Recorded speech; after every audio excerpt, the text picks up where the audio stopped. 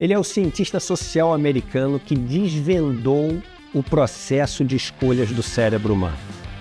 Suas palestras para o TED já foram assistidas por mais de 40 milhões de pessoas, se tornando uma das palestras mais assistidas do mundo de todos os tempos. Ele é professor emérito numa das principais universidades americanas e escreveu, entre vários outros best-sellers, o livro O Paradoxo da Escolha. No dia 15 de dezembro, um domingo, às 8 horas da noite, no horário de Brasília, Barry Schwartz, um dos maiores psicólogos sociais do mundo, vai dar uma aula online e gratuita para o ICL. O tema da aula, o paradoxo da escolha. Por que o excesso de opções arruinou nossas vidas? Uma aula imperdível que você, seus familiares e seus colegas deveriam assistir. E vamos juntos, no dia 15 de dezembro, assistir essa aula.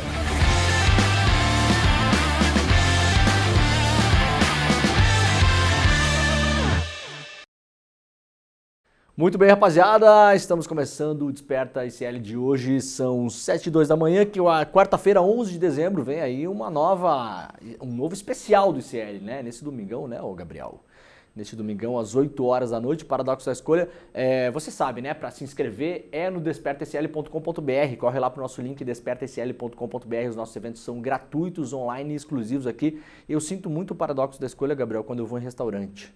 Sabe que eu adoro ir em restaurante que tem menu curto, né? Você chega lá, tem 3 pratos para comer só, 2 entradas e uma sobremesa. Vai naqueles restaurantes tem uma bíblia, você fica lá, tem sushi, tem churrasco, né? Tem toda aquela confusão lá. Eu fico maluco com o paradoxo da escolha dos restaurantes. Então, ó, para fazer inscrição para o nosso mais próximo evento, nesse domingo às 8 horas da noite, vai lá para despertasl.com.br, mais um grande evento do ICL aqui, online, exclusivo e grátis. Pessoal, muito obrigado para quem já está por aí. Gabi, dá uma baixadinha, tem um sonzinho vazando um pouquinho aí para mim aí, e está dando um eco, tá dando um ecozinho aqui. Pessoal, muito obrigado pela companhia de todo mundo, para quem já está por aí, estamos ao vivo nas redes sociais e principalmente nos nossos canais do YouTube, estamos lá no canal do Eduardo Moreira, no canal do Leandro Demore e no canal do ICL Notícias.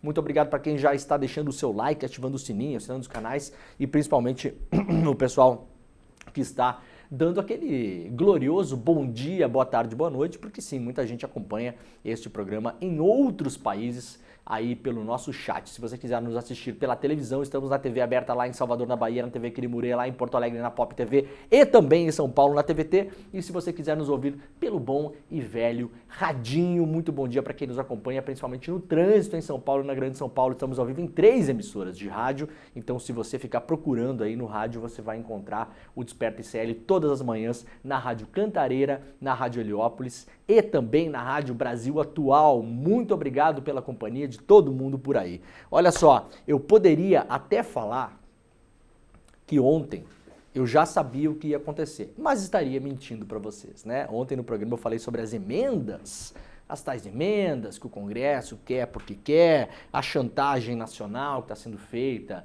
né, em público, né? Olha, ou libera grana, Lula, ou libera grana, ou não, ninguém vota nada aqui nesse país.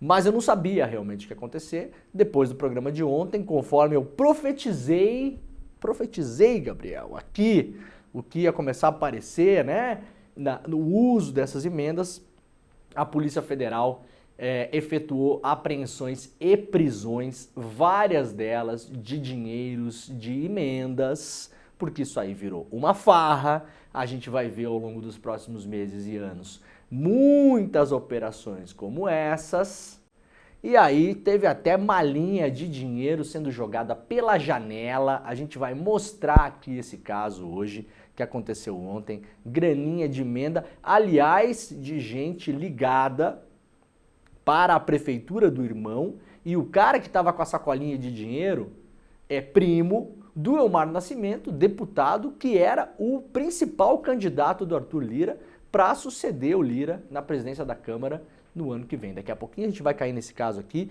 tem mais coisa no programa de hoje, então fique por aí, vai chegando por aí, vai deixando seu like, vai compartilhando o programa também para que as pessoas possam chegar aqui no Desperta. A gente está ao vivo todos os dias às 7 horas da manhã, das 7 às 8, trazendo as principais notícias do Brasil e do mundo. Vamos lá então para a previsão do tempo, calor e chuva. Veja como fica o tempo ao longo da semana no Brasil. As chuvas que atingem boa parte do país devem continuar caindo nos próximos dias, de acordo com a previsão do INMET, que emitiu um alerta de perigo para o Sudeste. O Sudeste terá chuva generalizada nos próximos dias. As capitais Vitória, Belo Horizonte, Rio de Janeiro e São Paulo terão chuvas diárias e registrarão mínimas em média de 17 graus. O friozinho que estava aqui pelo sul, pelo jeito, vai chegar aí pelo Sudeste, né? A gente passou a semana toda aí, parecia uma semana de meio outono, assim, chegou a fazer 15 graus, à noite até um pouco menos. Apesar das chuvas, as temperaturas devem ficar próximas dos 30 graus nessas cidades. No Rio de Janeiro, a máxima pode chegar a 34 no sábado. O INMET divulgou um alerta para a parte do Sudeste, válido a partir de hoje, 10 horas da manhã, portanto, um alerta, segundo o Instituto, a perigo potencial por conta da chuva acumulada na região metropolitana de São Paulo, no Vale do Paraíba, no litoral sul paulista e no sul fluminense. Ao longo da semana, Goiânia também deve ter chuvas diariamente, não há por enquanto nenhum alerta de perigo. No Mato Grosso o calor segue intenso, também não há alerta de perigo em relação às chuvas. Em Maceió não há previsão de chuva pelo menos para a próxima sexta-feira. Portanto, se você mora aí na região sudeste, fique alerta, principalmente as capitais Vitória, Belo Horizonte, Rio de Janeiro e São Paulo. E o alerta de perigo potencial é, sobretudo, para a região metropolitana de São Paulo, Vale do Paraíba, litoral sul paulista e litoral sul fluminense. Então prestem atenção porque pode ter intercorrências e problemas mais graves aí ao longo dessa semana. Olha só que notícia boa, a Bia Souza, que conquistou o ouro em Paris lá no judô, foi indicada ao prêmio de melhor judoca do mundo. A campeã olímpica e medalhista de bronze por equipes nos Jogos Olímpicos de Paris, né? Conquistou ouro no individual e bronze por equipes. Beatriz Souza foi indicada nessa terça-feira ao prêmio de melhor judoca do ano no Judô Awards, principal premiação mundial da modalidade promovida pela Federação Internacional de Judô. Ela é a única brasileira presente na lista. Também vão concorrer ao troféu mais 6 campeãs olímpicas de Paris de outros países que não o Brasil. Ao indicar a brasileira, a instituição destacou que a medalha de ouro de Beatriz Souza em Paris destacou sua técnica poderosa e resiliência, fazendo dela uma das mais formidáveis estrelas do judô, uma campeã do povo em seu país natal. Olha só que legal, a votação é aberta ao público. Vamos usar a internet brasileira, que muitas vezes a gente usa para porcaria. A votação é aberta ao público, todo mundo pode votar. Já está disponível na plataforma da Federação Internacional de Judô. Então, se você colocar no Google aí Federação Internacional de Judô, chega lá no site deles, dá para votar na Beatriz Souza. Ela pode ser consagrada pelo voto popular como a melhor judoca do mundo nesse ano, depende da votação dos brasileiros. Então vamos lá, né? Vamos votar nas nossas atletas, porque isso faz muita diferença na carreira delas também, inclusive para contratos de publicidade, para conseguir levantar uma grana, porque a gente sabe que é muito difícil ser atleta nesse país. Você tem que estar sempre no topo e sempre lutando para chegar no próximo ciclo olímpico, nos mundiais. É tudo muito custoso, é tudo muito difícil, é tudo muito caro. Tem, claro, já aí há muitos anos um apoio do governo federal, muitas vezes de governos estaduais, de governos municipais, mas ainda assim não é suficiente. A carreira dos atletas, como todo mundo sabe, ela é muito mais curta em relação ao trabalho, então essa galera realmente tem que fazer aí, né, tem que acelerar numa velocidade absurda nesses anos que estão no auge, porque depois acaba que muitos deles ficam até sem emprego, né? Isso é uma coisa muito triste que acontece com atletas no Brasil. Então vamos lá, gente, coloca aí no Google Federação Internacional de Judô, vai lá para a plataforma deles e vamos votar na Bia Souza. Já é considerada uma das maiores judocas do ano, uma das melhores atletas de judô do ano, mas agora está concorrendo a esse prêmio com votação popular. Após um ano onde brilhou nos tatames, a Bia também foi eleita a melhor judoca do ano no Prêmio Brasil Olímpico e indicada a atleta mulher do ano na principal premiação do esporte olímpico brasileiro. Além do ouro e do bronze olímpicos em sua primeira participação nos Jogos, Bia ainda ficou com o lugar mais alto do pódio no Grand Prix da Áustria e no Campeonato Pan-Americano no Rio de Janeiro. Por conta do seu desempenho, ela fechou a temporada 2024 como número 2 no ranking mundial entre pesos pesados. Realmente um fenômeno. Parabéns, né? Já tinha dado os parabéns aqui pelas medalhas. Agora, parabéns pela indicação. Só a indicação já é algo realmente espetacular, né? São poucos atletas brasileiros que conseguem figurar nesses rankings mundiais. E agora votação aberta ao público, então joga no Google aí depois do programa, deixa uma abinha aberta no seu navegador aí, Federação Internacional de Judô, e aí a gente pode votar para tentar ver se a gente consegue levar mais este prêmio para o esporte brasileiro. Muito legal, parabéns Bia Souza. Carla Zambelli perde processo contra a Globo após ser chamada de bandida, Gabriel. Gabriel, é bom que isso aqui autoriza a gente, né? O Moro tinha sido chamado de juiz corrupto, e aí processou as pessoas e perdeu. Então, oficialmente, segundo a justiça, nós podemos chamar o Moro de corrupto, tá? Estamos autorizados. Agora estamos autorizados também, aparentemente, a chamar a Carla Zambelli de bandida. A deputada federal bolsonarista Carla Zambelli, reporta hoje aqui o Diário do Centro do Mundo, perdeu um processo que movia contra a Globo e os jornalistas da empresa Andréa Sadi, Otávio Guedes, Marcelo Lins e Daniel Rocha, por conta de uma entrevista do delegado da Polícia Federal, Alexandre Saraiva. Os recursos da parlamentar se esgotaram e o caso já foi arquivado. Segundo o blog F5 da Folha de São Paulo, o último recurso foi julgado pela terceira turma recursal do Tribunal de Justiça do Distrito Federal no início de novembro. A deputada pedia para que a justiça responsabilizasse os jornalistas pelas falas de Saraiva, que chamou a deputada de bandida e marginal Carla Zambelli. Bandida e marginal, além de acusá-la de apoiar atividades criminosas na Amazônia.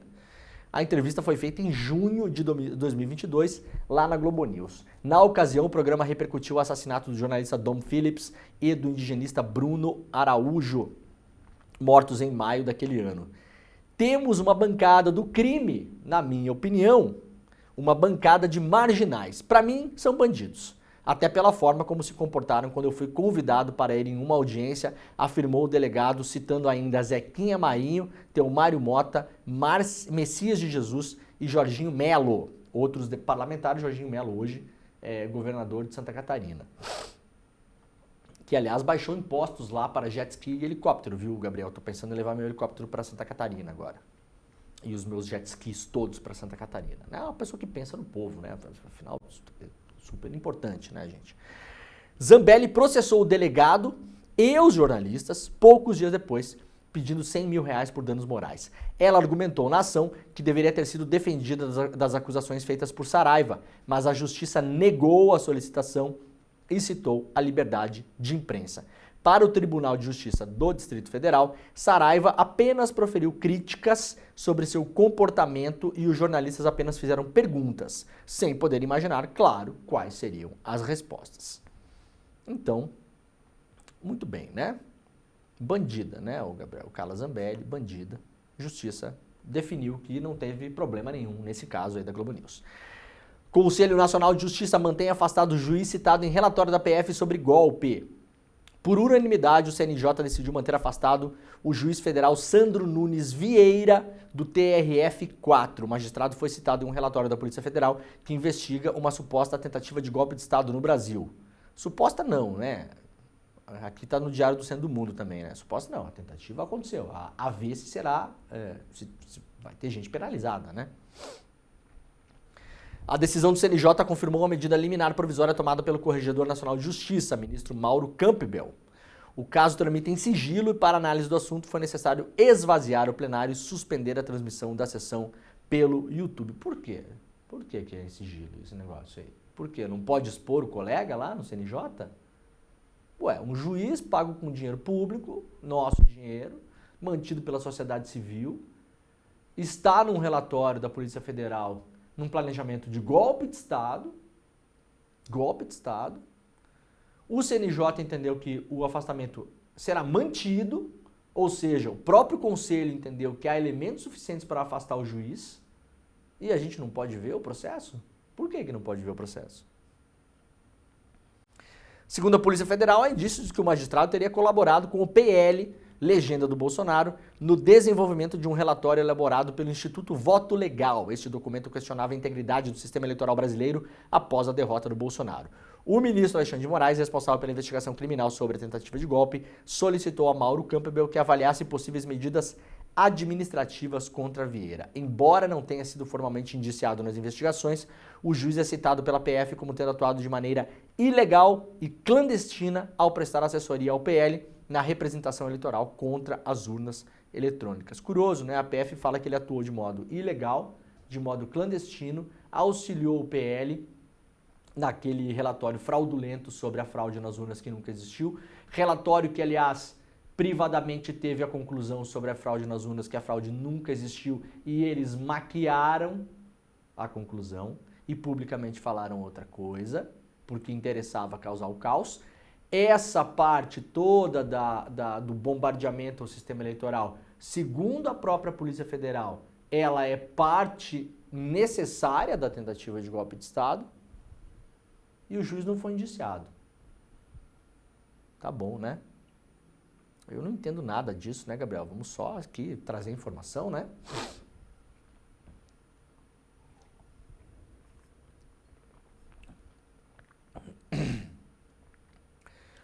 Vamos lá para a revista Fórum. Homem tenta entrar com caixa de munição na Câmara dos Deputados e é preso. A Polícia Legislativa prendeu na terça-feira um homem que tentou entrar na Câmara dos Deputados carregando uma caixa com munições de pistola e revólver. Ele queria ingressar no local pelo anexo 4, um setor onde está a maioria dos gabinetes, assim como algumas comissões e escritórios. Segundo as informações disponíveis até o momento, o sujeito, que não teve identidade revelada, mas que é um servidor do Ministério da Saúde, acabou sendo descoberto ao passar no raio-x instalado naquela entrada da Câmara. As munições para pistola e revólver estavam dentro de uma caixa embrulhada e, de acordo com o acusado, seriam despachadas pelos Correios por meio da agência que tem dentro do prédio do Legislativo. Conduzido pelos policiais legislativos da Delegacia de Polícia Legislativa, na própria Câmara, ele foi autuado em flagrante por porte ilegal de munição, uma vez que não tem porte de arma, o que proíbe possuir balas para qualquer tipo de armamento. Ele foi liberado ao final da tarde após pagar fiança. Esquisitíssimo isso, hein? Muito esquisito, né? Por que é que alguém decide entrar com um negócio desses em um prédio que tem detector de metais, sendo que você pode mandar pelo correio de qualquer lugar na rua, né? Você entra em qualquer agência do correio, onde não tem detector de metais, que são várias, e manda. Primeiro que não sei para onde que estava mandando esse negócio pelo correio, se é que é verdade. Ou essa munição estava sendo plantada dentro do prédio para ser usada depois, né? Não é nada maluca essa possibilidade, depois que a gente viu aí semanas atrás o que aconteceu em Brasília, né? Com o rapaz lá de Santa Catarina, o tio França. Muito esquisito, espero que a investigação seja muito rigorosa em relação a isso. Câmara dos Deputados aprova projeto de lei que criminaliza violação e troca de bagagens para tráfico de drogas. O plenário da Câmara aprovou na noite de terça um projeto de lei que torna crime a violação, adulteração ou troca de bagagens, etiqueta ou outra identificação de passageiros de avião ou ônibus para fins de tráfico de drogas. A votação foi simbólica quando não há contabilização de votos no painel. O texto agora segue para o Senado. É simbólica assim, gente, quando já se sabe que tem uma maioria folgada para aprovar, né? Aí só levanta a mão, igual o colégio, né? Levanta a mão assim. Você respondia presente ou presunto, Gabriel, na chamada? Eu respondia presunto. Presunto, né? Pois é. Daí todo mundo fala presunto, o Lira fala, tá, todo mundo tá de acordo, presunto. E aí passa, né? Finalmente, né, porque tem acontecido muitos casos de brasileiros que são presos, inclusive no exterior, né, por essa questão de troca de bagagens, que até então não era crime. Agora isso entra na Lei Nacional Antidrogas, né? Sistema Nacional de Políticas Públicas sobre Drogas. Se eu não me engano, é 5 anos de prisão para mais, para quem fizer isso. Então, atenção, hein? Atenção, quem está fazendo isso, quem trabalha em aeroporto, né? Aquela coisa toda. Atenção que agora vai dar cadeia, hein? Olha só que notícia importante essa aqui também, ó. O CNJ determina nova certidão de óbito para mortos pela ditadura. Parentes de pessoas mortas pela ditadura cívico-militar do Brasil de 64 a 85 poderão pedir nova versão da certidão de óbito nos cartórios de registro civil. No novo documento deverá constar como causa mortes a seguinte informação: morte não natural, violenta, causada pelo Estado e desaparecido no contexto da perseguição sistemática à população identificada como dissidente política no regime ditatorial instaurado em 1964. Que bela frase, hein? A determinação do CNJ, que tem, entre outras atribuições, a regra de fiscalizar o funcionamento dos cartórios, o ato normativo foi aprovado por todos os conselheiros reunidos nesta terça-feira, data em que a Declaração Universal dos Direitos Humanos completa 76 anos. Para o presidente do CNJ e também presidente do Supremo Tribunal Federal, ministro Luiz Roberto Barroso, a medida é um acerto de contas legítimo com o passado, segundo Barroso, um período muito triste. As pessoas questionam o termo golpe, mas este é o nome que, em ciência política e na teoria constitucional, se dá à destituição de presidente da República por mecanismo que não seja previsto na Constituição, explicou Barroso. Tinha que ensinar o Toffoli, né, que chamou de movimento, revolução, né? Foi o Toffoli que falou isso, Gabriel. Procura para nós, hein? Qual o ministro que chamou, né? Revolução, movimento. Toffoli, movimento, golpe 64. Acho que foi. Agora, então, portanto, tem direito a pedir uma nova versão da certidão de óbito familiares de 434 pessoas tidas como mortas ou desaparecidas. Ele disse que militares fizeram um movimento e não golpe. É o Toffoli, né? Viu, Toffoli? O Barroso, esse é o colega, presidente do STF, está falando que não é movimento, tá? É golpe. Né? Movimento é o movimento da música que é Léo Gabriel. O movimento é sexy, né? Movimento é sexy. Viu, Toffoli? Toffoli. O movimento é sexy. Não é o caso da ditadura militar. A ditadura é golpe. Golpe. Tá bom? Crime. Beleza, ministro? Tá? Ouve o seu colega aqui, o Barroso. Agora as famílias dessas 434 pessoas vão poder pedir aos cartórios que coloquem essa frase na certidão de óbito dos seus entes queridos, né? Que foram assassinados ou que sumiram, nunca mais apareceram. Eunice Paiva deixou legado para o direito indígena. Muito boa essa matéria hoje publicada lá no iclnoticias.com.br. Para quem assistiu o filme, ainda estou aqui, né? Eunice Paiva é a personagem central desse filme, interpretada brilhantemente pela Fernanda Torres. O filme, olha, gente, eu também sou que nem alguns de vocês. Eu tenho certeza que muita gente tem bronca quando uma coisa vira assim, muito modinha, né? De uma hora para outra. Eu também tenho, confesso que tenho essas broncas também. Nos últimos anos, com uma certa maturidade, né, Gabriel, que os anos vão dando, eu tenho parado com isso, porque isso aí é só o seu ego apitando também, tá? Porque não foi você que descobriu primeiro, porque tem muita gente achando legal e daí você não quer achar legal, tá? Deixa de lado, porque a gente perde muita coisa boa na vida por conta disso. Claro que tem coisa que vira aí, modinha, e é porcaria mesmo. Beleza, mas em se tratando de arte, cada um vai avaliar, porque uma pessoa pode achar legal, outra pessoa pode não achar legal. Agora o filme é espetacular, espetacular. Quem não foi ao cinema ainda, vá ao cinema. Eu assisti na semana passada com a minha esposa, a gente foi, aliás, numa sessão, numa quinta-feira, 6 da tarde, eu pensei que ia estar vazia a sessão, porque por conta do horário, né, um horário difícil para cinema, e a gente está acostumado também com a questão do cinema nacional, não tem muito público, não sei o quê, não estava vazia. E, aliás, duas coisas importantes, né? Então, primeira coisa, leiam a matéria lá da Eunice Paiva lá no iclnoticias.com.br, né? Duas coisas, tinha muita galera nova, jovem, eu fiquei impressionado, porque a gente vai ver esses filmes, né? Ditadura e tal, você imagina que vai ter só a galera um pouco mais velha, que é interessada em temas de política e tal. Não, tinha uma galerinha de colégio mesmo, assim. E depois eu fui ver relatos de muita gente que foi ao cinema que tem relatado a mesma coisa. Tem uma galera jovem indo assistir isso.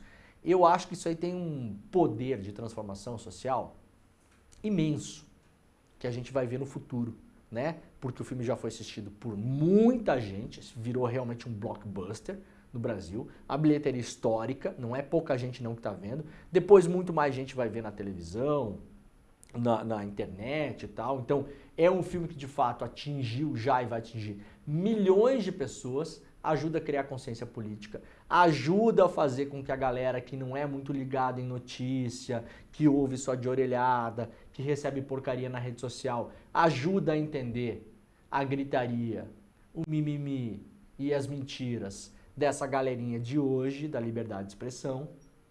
dessa galerinha de hoje que fala em ditadura no Brasil, desse bando de cretino e vagabundo e criminoso que quer comparar o que aconteceu lá a partir de 64 com o que acontece hoje. Desse bando de vagabundo que quer comparar a galera presa no 8 de janeiro com as pessoas, como foi o caso do Rubens Paiva. Assista ao filme. Assista, eu faço um desafio. Mesmo você aí que acha que a comparação faz sentido, assista ao filme e depois tenha a coragem de fazer a comparação.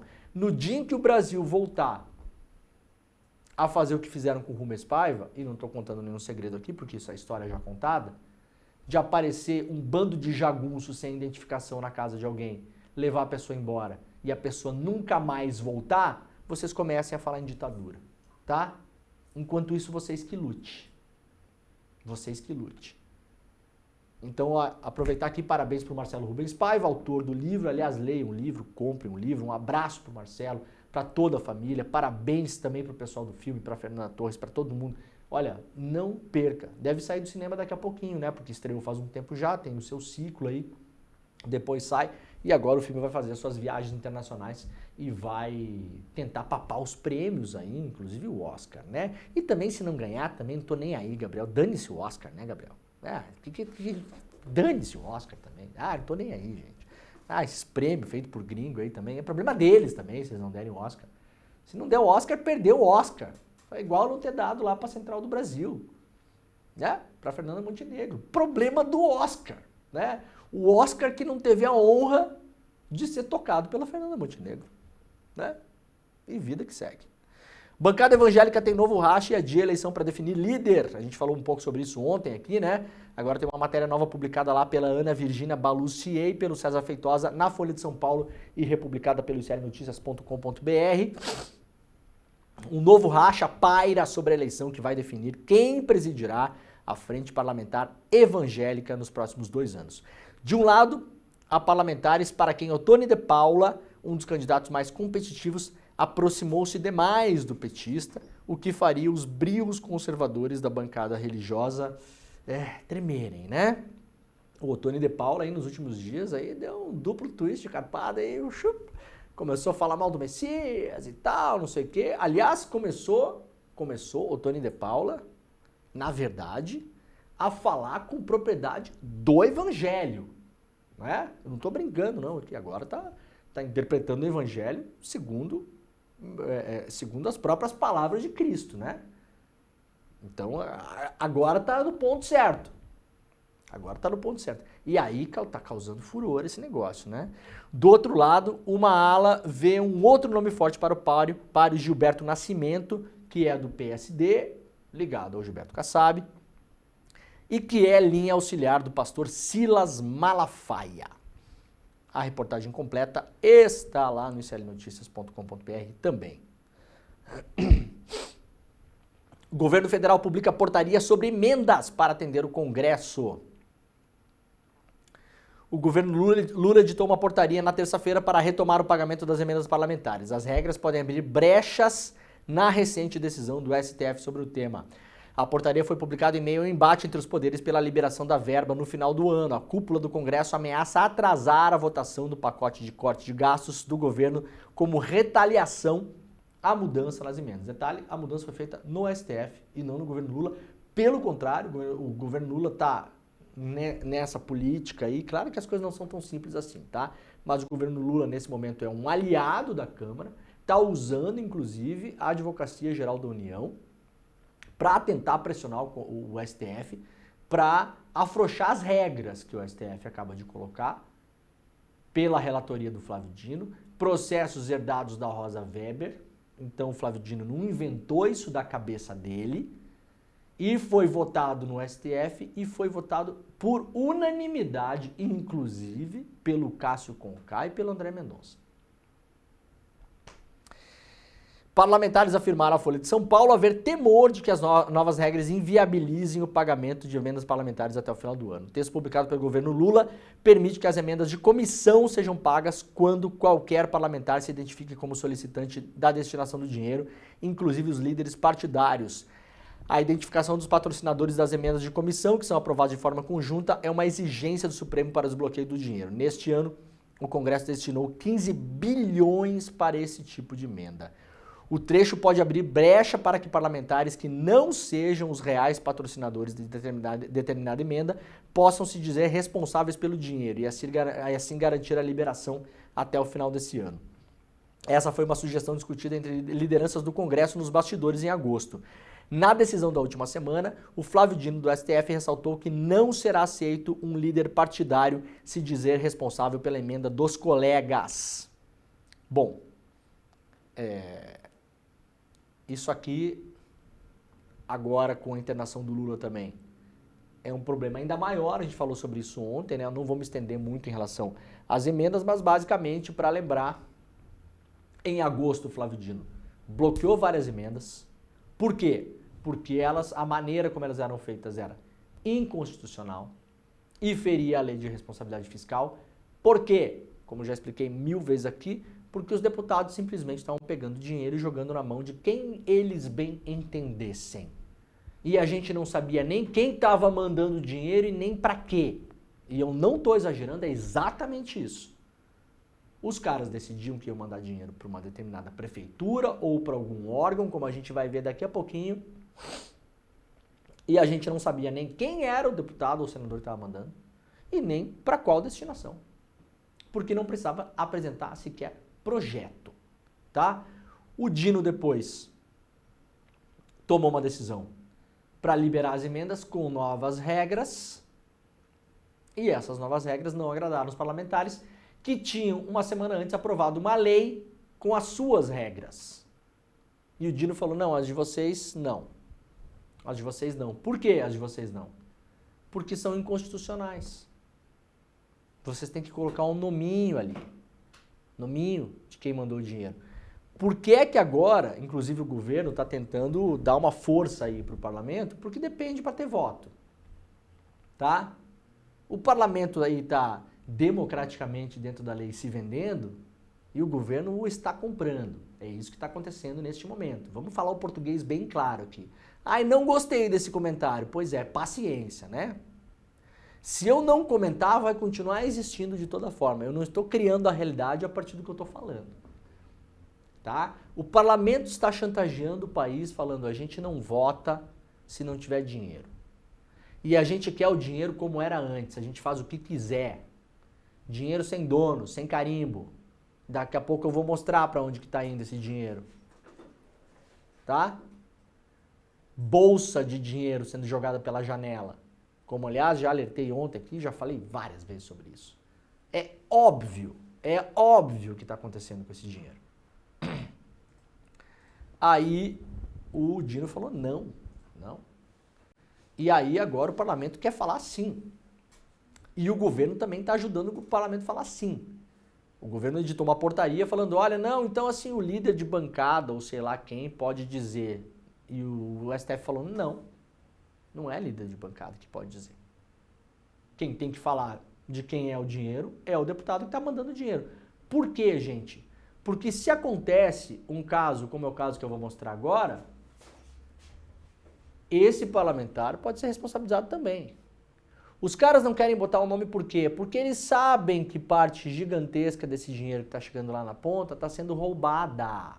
Roubada. Então os caras não querem botar o nome nas emendas, porque aí caiu do céu, né? Tá tudo bem aí, Gabriel? Tá tudo certo? A nossa transmissão? Ah, tá, porque eu tô vendo que deu uma congelada aí, eu não sei se tá tudo beleza. Não, só aqui mesmo. Ah, tudo bem. Tô cuidando aqui o WhatsApp também, o pessoal tá... Beleza, legal. E aí, olha o caso. Bom, com a internação do Lula ficou essa dúvida o que ia acontecer agora, né? Porque o Lula tinha se reunido um dia antes da cirurgia com o Lira e com o Pacheco. Já estava usando a Advocacia Geral da União para provocar o STF para liberar, para afrouxar as regras. O STF falou não vamos afrouxar as regras. O Lula foi internado, ficou um suspense no ar sobre como seria, porque essa votação, ao menos de parte do pacote fiscal, tinha uma expectativa de que fosse votada esse ano ainda. O Lira falou que se reuniu com os líderes e falou que não havia clima para votar, né? Ah, não tem clima. Eu falei até ontem, né? Os líderes partidários, tá todo mundo deitado com pepino no olho, né? Ai, não tem clima hoje, gente. Lira, vamos votar o negócio aí. Aliás, cadê o mercado dando piti em cima do Lira? Vejam que coisa curiosa, né? Hein? O mercado. Atenção, mercado. 105 pessoas, segundo a pesquisa da Quest, né? Atenção, mercado. Vocês não vão dar chilique porque o Lira não tá votando. Gente, o Congresso não tá votando. O pacote de cortes foi apresentado pelo governo. Aparentemente o chilique é só contra algumas pessoas, contra outras não, né? Ministros assumem negociações para destravar emendas e pacote na ausência de Lula. Aí o governo escalou aí Rui Costa, Alexandre Padilha, Haddad e Jorge Messias para tentar aí destravar de algum modo com portaria, com resolução, com pombo correio, né? Para tentar dar um jeito aí para destravar o que der para destravar. Não podem sambar muito porque tem uma decisão votada no STF que fala que tem as regras, que é assim, assim, assado. Né? Então não tem muito samba nessa história. E o Flávio Dino já deu vários sinais de que não vai voltar atrás.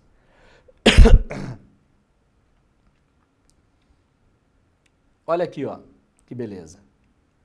Cadê as matérias que são as matérias que eu quero mostrar aqui? Depois, isso aqui depois. Falei ontem sobre as emendas, né? Qual que é o destino das emendas? Como é que funciona? Aquela coisa toda.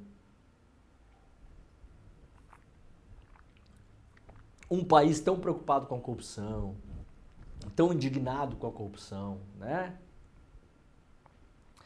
Nós aqui sim, né? Nunca ninguém aqui levantou a mão para responder presunto e falar que era a favor de corrupção. Apesar da tela que tentaram pintar em relação à esquerda no Brasil, eu nunca vi uma pessoa que eu conheça falar que é a favor da corrupção. Nunca. Pelo contrário. Aliás, a luta pública anticorrupção é uma luta histórica da esquerda no Brasil. Da esquerda. Porque os maiores ladrões desse país, em toda a nossa história, né, são de direita. Estatisticamente. Até porque é a galera que está no poder para a vida aí, né? Com raríssimas exceções. O Maluf era de esquerda? Collor era de esquerda? Era de esquerda essa galera toda aí? Se começar a citar aqui não para mais, né? Tá? E aí, para onde vai as emendas? Por que esses parlamentares não querem colocar o nome dele nas emendas?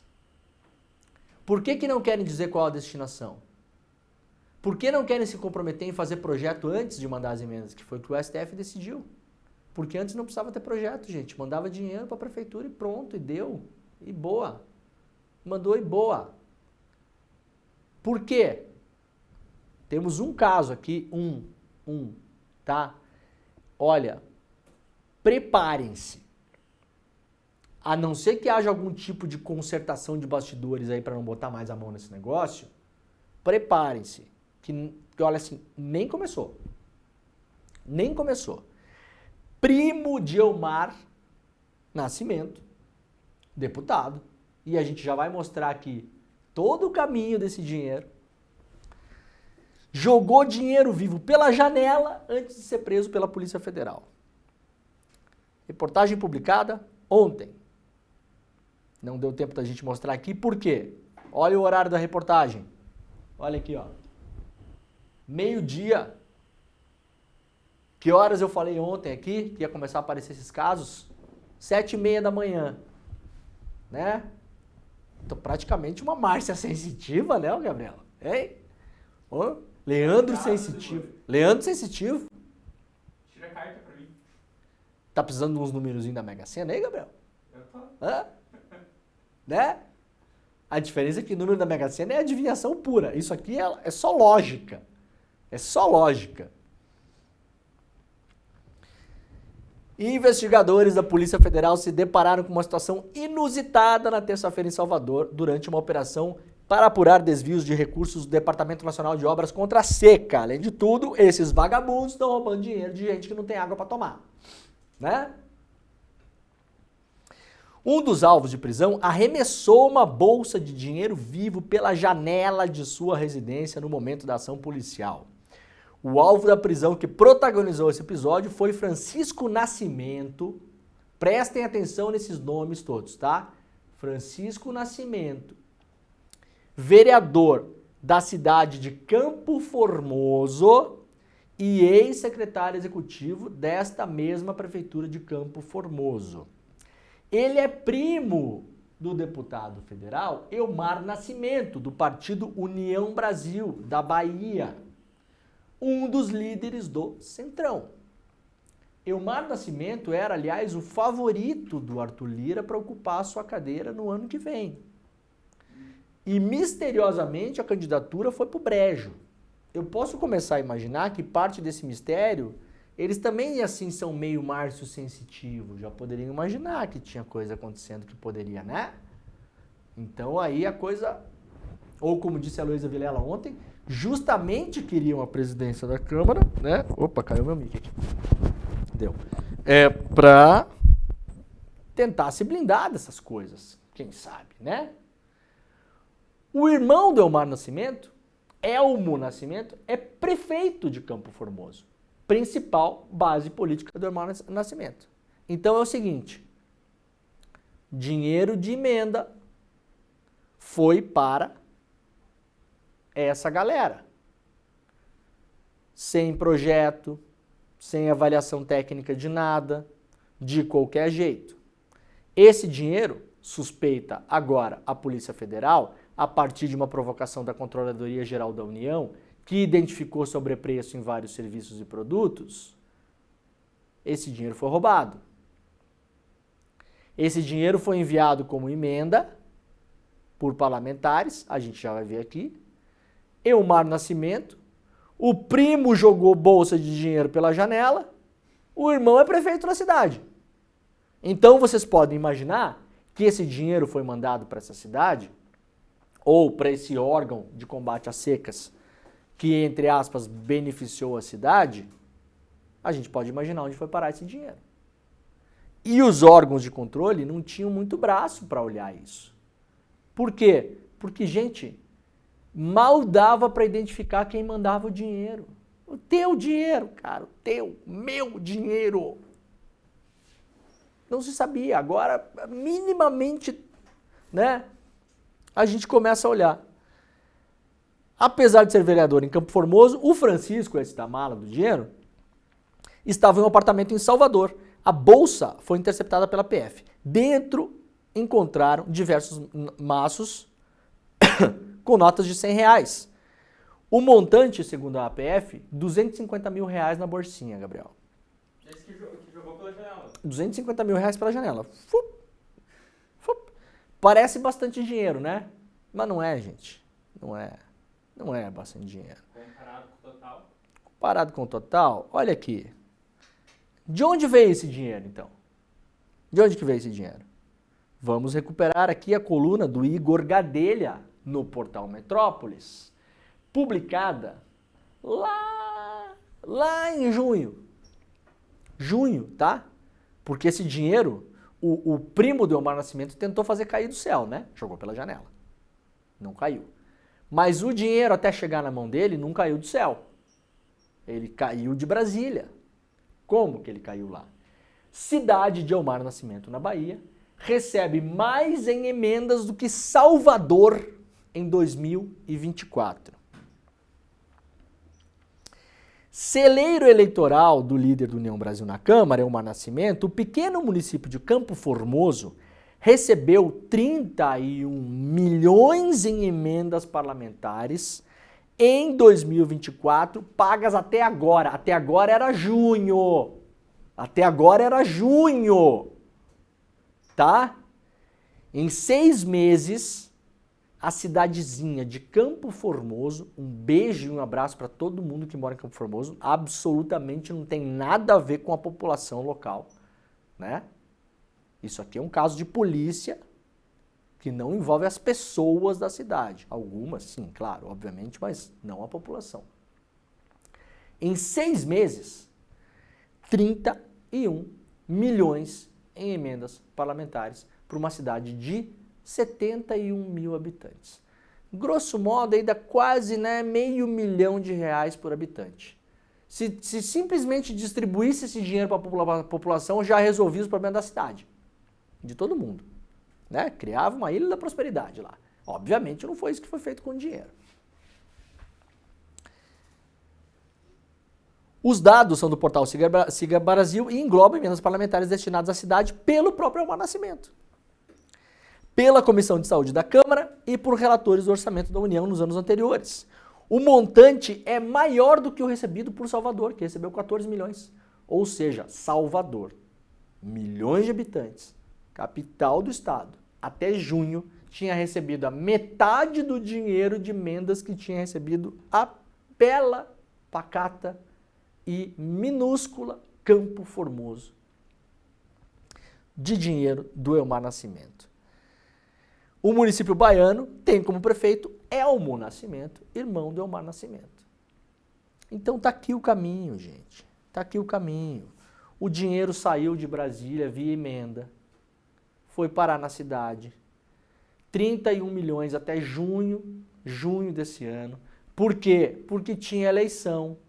A gente cansou de avisar aqui que emenda parlamentar estava sendo usada para comprar voto. Cansamos de avisar. Fiz 1 milhão de programas sobre isso aqui. E agora, 6 meses depois, a Polícia Federal faz uma operação que envolve a cidade para onde as emendas foram, cujo prefeito é irmão do Elmar Nascimento, cujo primo do Elmar Nascimento estava em um apartamento em Salvador, e quando a Polícia Federal fez toque-toque, ele jogou uma bolsa de R$250 mil pela janela. Importante informação. Todo mundo agora vai compartilhar esse corte do programa, claro, inclusive o pessoal de direita, tá? Né? Afinal de contas, vocês são preocupados com a corrupção. Nenhum desses partidos é o PT, tá? Só para informação jornalística pura aqui. Se fosse o PT, o pessoal ia estar assim, ai meu Deus, compartilha no grupo do Zap, né? Nenhum deles é o PT. União Brasil da Bahia. Então tá aí o caso, né? Aliado de Elmar Nascimento mandou emenda para obras investigadas pela PF. Então não foi só o Elmar Nascimento que mandou emendas para a cidade de Campo Formoso. Aliado dele também mandou emendas para esse Departamento Nacional de Obras contra as Secas. Então foi dinheiro para a prefeitura, para o departamento. Por hora estão investigando só o dinheiro do departamento, que teria sido usado para obras na cidade. Agora a Polícia Federal poderia ter a ideia de investigar as emendas que foram mandadas para a cidade. Até junho, 31 milhões de reais. Quem mandou as emendas para o departamento foi o ex-deputado federal do PP, Cacá Leão. Né? 17 alvos de prisão preventiva, além de mandados de busca e apreensão e bloqueio de 162 milhões de reais em bens dessas pessoas. Isso aqui é uma gota no oceano. As emendas parlamentares, a farra das emendas, que virou farra com o governo Bolsonaro, Paulo Guedes, essa gente toda, o efeito é esse aqui. Isso aqui é uma gota no oceano. A gente está falando em bilhões de reais. Muitos bi, muitas dezenas de bi. Se você somar todos os anos aí, aliás, muitas centenas de bi. Muitas centenas de bi. Tem gente com bolso assim agora, gente, ser humaninho com bolso com 30, 40 milhões de reais, 50, 60, 100, 200, 300. Não sabemos. Esse é o tamanho desse negócio. Né? Petrolão, Lava Jato, não sei o quê, não chega nem assim, mas nem... A Lava Jato diz ter recuperado lá de todos aqueles anos lá a custo de destruir a indústria brasileira de construção pesada, enfim, toda a porcaria que a gente viu que a Lava Jato fez, diz ter recuperado 6 bilhões. Tá? Presta atenção. 6 bilhões. 10 anos de operação, terra arrasada, tudo aquilo que a gente viu. Em 6 meses a PF, em um casinho de uma prefeiturinha lá do interiorzinho da Bahia, já bloqueou 162 milhões. Então vocês têm ideia da magnitude desse negócio. Espero que o ímpeto investigativo não freie, né? Sabemos como muitas vezes as coisas são, né? Muito bem, vamos lá para outras notícias. O Lula vai adiar, claro, o convite para um publicitário assumir a comunicação do governo. Tá aí um me diz que o Paulo Pimenta, que é o secretário da comunicação do governo, deve sair. O nome que se cogita aí é o do Sidônio Marqueteiro, que seria o cara que poderia assumir. Mas também fala-se no Edinho Silva, ex-prefeito de Araraquara, que disputa também com o seu grupo político o comando do PT, o Partido dos Trabalhadores, que vai ter eleição entre março e abril do ano que vem. Eleição, aliás, importantíssima para definir os futuros, inclusive o futuro da esquerda no Brasil, né? Muito se debate o futuro da esquerda no Brasil, o que tem que fazer, o que não tem que fazer. O debate sobre o futuro da esquerda no Brasil passa necessariamente pelo debate sobre o futuro do PT, né? Afinal, é o grande partido de esquerda no Brasil. Sem o PT, lamento informar, mas não existe esquerda no Brasil sem PT, né, gente? Então, isso tudo passa por esse debate. Aparentemente teria essa mini reforma ministerial até o final do ano, mas com o Lula aí em recuperação depois da cirurgia, imagina-se que o Pimenta tenha ganhado algum fôlego até o final do ano aí, né? Vamos lá para as últimas notícias. Então, temos aqui São Paulo e temos o que mais? Vamos aqui de São Paulo rapidão, aqui ó, olha só. O Tarcísio se reuniu com coronéis da PM para falar das câmeras corporais. Tarcísio que agora está achando uma boa ideia as câmeras, né? Vamos ver como é que vai ser o negócio. Policial mata jovem negro na frente da mãe na Baixada Santista. Eu não vou passar esse vídeo aqui, mas isso foi filmado em vídeo. Uma mãe desesperada falando com policiais. Os policiais entram aparentemente aqui no que é uma outra casa e matam o rapaz. Assassinaram o rapaz na frente da mãe. Na frente da mãe. A gente não imagina isso aqui acontecendo em endereços nobres de São Paulo, né? Isso aqui acontece só onde pode acontecer. Felizmente alguém filmou. Atenção, Polícia de São Paulo, vocês estão sendo filmados, tá? Cada vez mais. População civil de São Paulo, tome cuidado com essas filmagens. Sempre que estiver em um local seguro, você pode filmar, mas toma cuidado porque a gente está falando de bandidos. Bandidos. Aí é toda a polícia civil, militar de São Paulo que é bandido? Não, não é. É claro que não é. Quem não é bandido quer o quê? Um abraço? Quer um prêmio? Nossa, né, Gabriel? Ah, é todo mundo que é corrupto e não sei onde. Não, não é. Quem não é, parabéns. Quer o quê? Tá precisando de afeto? Tá carente? Ora. Em mais um caso de violência policial, o jovem negro de 24 anos foi morto por policiais na noite de domingo, na Vila Jockey Club, em São Vicente, litoral paulista. Um vídeo circula nas redes sociais e mostra a mãe implorando pela vida do filho. Vocês mataram meu filho, o que é isso? Diz ela. Vocês vão matar o meu filho, gritou a mulher. Depois, ouvem-se estampidos e o jovem foi assassinado pela polícia. E como bem lembrou o nosso querido Leonardo Sakamoto, jornalista, colunista do UOL, a PM poupou o atirador rico de Pinheiros e matou o pobre na frente da mãe do litoral de São Paulo. Esse caso aqui, para quem não viu, essa semana, né, um empresário foi recebido pela polícia numa cobertura em Pinheiros, em São Paulo, onde o aluguel não é barato.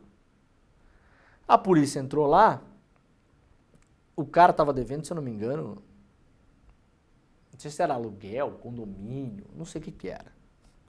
Tinha uma treta lá, né? E aí, o empresário Marcelo Berlink Costa, ele foi preso porque a polícia tentou entrar e o cara começou a atirar na polícia, de uma cobertura em Pinheiros, no meio da cidade de São Paulo. Atirar na polícia e sei lá mais em quem, atirar a esmo. Foi preso com apenas um ferimento causado pelo cachorro da polícia que tentou controlar ele. Uma decisão judicial de setembro determinou que ele deixasse a cobertura por calote no aluguel. Após arrombarem a porta do apartamento, agentes dizem ter encontrado o que parecia ser cocaína e um verdadeiro arsenal. Esse rapaz tinha autorização como CAC, colecionador e atirador desportivo, para ter algumas armas, mas várias eram ilegais. Tá? Vídeos obtidos pelo UOL mostram Marcelo algemado. Não estava sendo esculachado, não foi jogado da ponte, nem nada. A polícia entrou lá, eu não sei se tem o número de armas aqui, nem a foto, não tem, infelizmente. O cara tinha assim, sei lá, gente, 30 armas, 40, não sei, um monte de coisa, tá? A polícia bateu, o cara não abriu. A polícia arrombou a porta, o cara recebeu a polícia a tiros. Saiu vivo, tomou uma mordidinha de cachorro e boa. E boa. E acabou. Senhor, estamos reconduzindo a viatura. Senhor, por gentileza, claro, senhor, né? Doutor empresário, né, doutor empresário? Na favela, abre a porta, entra na casa da pessoa e bala. Bala. Olha, quem não se incomoda com esse tipo de coisa nesse país, eu lamento, morreu por dentro, né? Morreu por dentro. Muito bem, o programa está acabando. Muito obrigado pela companhia de todo mundo. Nós voltaremos amanhã às 7 horas da manhã, horário de Brasília. Agora está começando o ICL Notícias primeira edição e hoje às 6 horas da tarde eu estarei com os colegas lá no ICL Notícias segunda edição. Muito obrigado, um beijo, tchau. Vamos supor que você entre numa loja para comprar uma camiseta e o vendedor te dê duas opções. Na primeira opção, ele vai te mostrar 3 cores de camisa para você poder escolher uma. Na segunda opção, ele vai te mostrar 10 cores de camisa para você escolher uma. Inclusive, entre essas 10, as 3 primeiras da primeira opção. Obviamente, você vai escolher ficar com a segunda opção, para ter mais camisetas de onde você vai poder escolher a sua, não é? E isso vai te deixar mais feliz, certo? Talvez não. Um dos maiores psicólogos sociais do mundo mostrou, através de seus experimentos e livros, que o excesso de opções tem nos deixado mais frustrados, mais tristes, mais angustiados. Esse é o paradoxo da escolha. Mais escolhas têm nos dado menos satisfação. Barry Schwartz vai nos dar uma aula gratuita no dia 15 de dezembro, às 8 horas da noite. O presente de fim de ano do ICL. A chance de aprender com um dos maiores professores do planeta sobre um tema que impacta todas as nossas vidas. Se inscrevam agora e no dia 15 a gente se vê.